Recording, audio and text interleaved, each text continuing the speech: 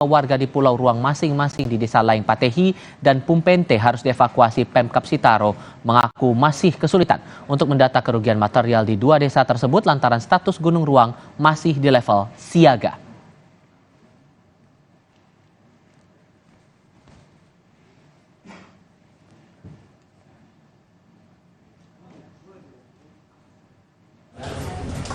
Sementara itu, dampak erupsi Gunung Ruang di Sitaro, Sulawesi Utara, pihak Bandara Internasional Samratulangi Manado kembali memperpanjang penutupan layanan penerbangan hingga Minggu 21 April pukul 12 siang waktu Indonesia Tengah.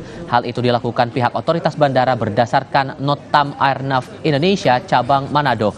Melihat Gunung Api Ruang kembali erupsi pada Jumat sore, para penumpang dipersilakan untuk melapor ke maskapai bila akan melakukan perubahan jadwal atau pengembalian tiket.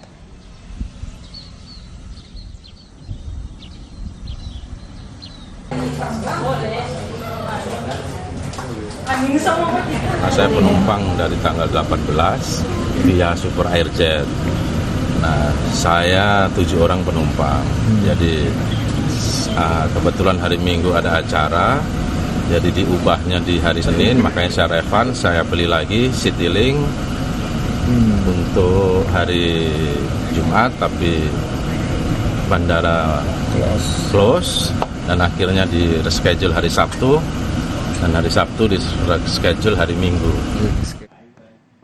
Anda sudah menyaksikan seluruh rangkaian Kompas Petang kali ini. Selanjutnya gelar perkara bersama Arizona Galih. Saya Tifal Solesa. Dan saya Audrey Chandra. Terima kasih. Sampai jumpa lagi, saudara.